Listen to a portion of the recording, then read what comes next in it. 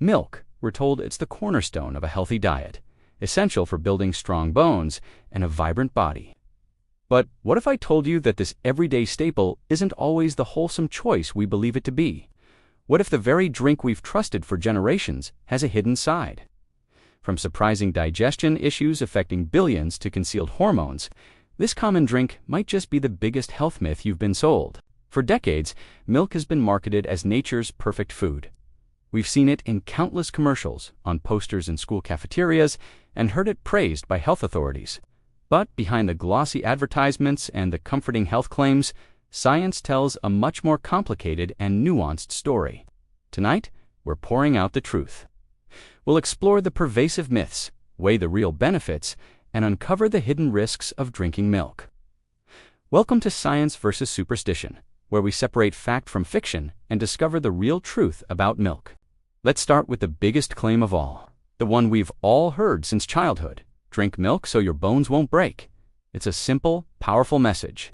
Milk contains calcium, and calcium builds strong bones. It seems logical, right? Well, it turns out that's not the full story. While it's true that milk is a source of calcium, the critical factor isn't just how much calcium you consume, but how much your body actually absorbs and uses. And this is where things get interesting. Research has shown that our bodies don't always absorb the calcium from cow's milk as efficiently as we might think. Factors like vitamin D levels, which we get from sun exposure, are crucial for calcium absorption. Without enough vitamin D, that calcium can pass right through you. What's even more surprising is when we look at global health data. Several studies have pointed out a curious paradox. Some of the countries with the highest rates of milk and dairy consumption, like those in North America and Northern Europe, also have some of the highest rates of bone fractures. Meanwhile, many Asian countries with traditionally low dairy intake show lower fracture rates. This doesn't mean milk causes weak bones, but it strongly suggests that bone strength is a complex puzzle. It depends on a combination of diet, genetics, sun exposure, and physical activity, not just a daily glass of milk. Now, let's talk about a problem that commercials conveniently ignore, a hidden issue that affects the majority of people on this planet: lactose intolerance. A staggering 68% of the world's population is lactose intolerant. For these individuals, drinking milk isn't just unhelpful, it can be actively harmful, leading to discomfort and digestive distress. Lactose is the sugar found in milk, and to digest it, our bodies need an enzyme called lactase. As infants, most of us produce plenty of it. But for a huge portion of the global population, lactase production drops off significantly after childhood. When someone with lactose intolerance drinks milk, their body can't break down the lactose properly. This leads to a host of unpleasant symptoms like bloating, gas, stomach cramps, and nausea. It's not an allergy, but it's a clear sign that milk isn't agreeing with your system. The prevalence of lactose intolerance varies dramatically across different ethnic groups. It's particularly common among people of Asian, African, and Indigenous American descent, where it's the natural genetic norm. For billions of people, the message that milk equals health is simply false. For them, it can equal discomfort, pain, and a compromised quality of life. Beyond digestion, there's another growing concern that has scientists and consumers asking more questions: the presence of hormones and antibiotics in modern dairy products. To maximize milk production, dairy cows are often kept in industrial farming systems. In some countries, these cows are treated with artificial growth hormones like recombinant bovine growth hormone, or RBGH, to boost their milk yield.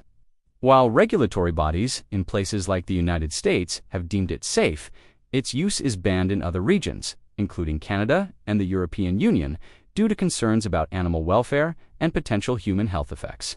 Traces of these hormones, as well as naturally occurring ones, can end up in the milk you drink. Scientists are still studying the potential long-term effects of consuming these trace amounts, especially on the hormonal development of children and adolescents. Furthermore, antibiotics are frequently used in dairy herds to treat and prevent infections. The overuse of these antibiotics is a major public health concern, as it can contribute to the rise of antibiotic-resistant bacteria. While there are strict regulations about withdrawal periods to ensure milk is free of antibiotic residues, the system isn't foolproof, and it raises valid questions about what else might be in our glass of milk. It's fascinating how milk's reputation is also steeped in culture and superstition. For centuries, across various civilizations, milk has held a deep symbolic meaning. In many cultures, like ancient India, it symbolizes purity, life, and divine nourishment.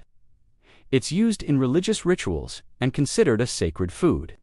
In Western traditions, it's a symbol of wholesomeness and strength, the foundation of a healthy start in life. But on the flip side, many cultures also harbor superstitions about it. In some parts of Europe, folklore warned against certain practices involving milk to avoid bad luck. In the Philippines and other parts of Asia, there's a common belief that drinking milk at night can lead to indigestion or even attract bad spirits while you sleep.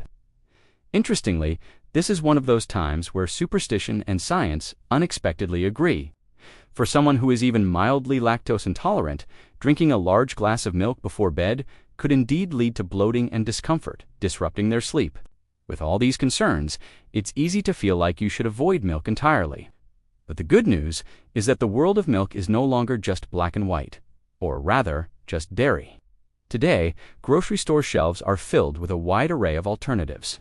We have lactose-free milk, which is real dairy milk with the lactase enzyme added to make it digestible for everyone. And then there's the booming market of plant-based milks, like soy, oat, almond, coconut, and rice milk. Each of these comes with its own unique nutritional profile, taste, and texture. Soy milk, for example, is a great source of protein, while oat milk is known for its creamy texture, and almond milk is typically lower in calories.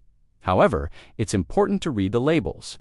Some plant-based milks can be high in added sugars, and their nutritional content can vary wildly. They also have different environmental impacts. The key isn't to demonize one type of milk and glorify another. The key is to find a balance, to understand the pros and cons, and to choose what works best for your body, your values, and your health. So, where does this leave us? Is milk bad for you? The simple answer is no, not necessarily. But it's definitely not the universal miracle drink we were promised for decades. The truth is, there's no one-size-fits-all answer when it comes to nutrition. Every body is different. What is a healthy, nourishing food for one person may be a source of discomfort and problems for another. The most important thing is to move past the marketing slogans and the outdated advice and start listening to your own body. How do you feel after you drink milk? Are you energized, or are you left feeling bloated and sluggish? Your body will give you the clues you need. The ultimate goal is to make informed choices that truly support your individual health and well-being. And if you think the myths surrounding milk are surprising, just wait until you join us for our next episode. We'll be turning up the heat and diving into the fiery world of spicy food. Does it really make you stronger and boost your metabolism? Or could it actually be making you sicker? You won't want to miss it. Make sure you subscribe to ThinkSmart Media for more science versus superstition. Thanks for watching.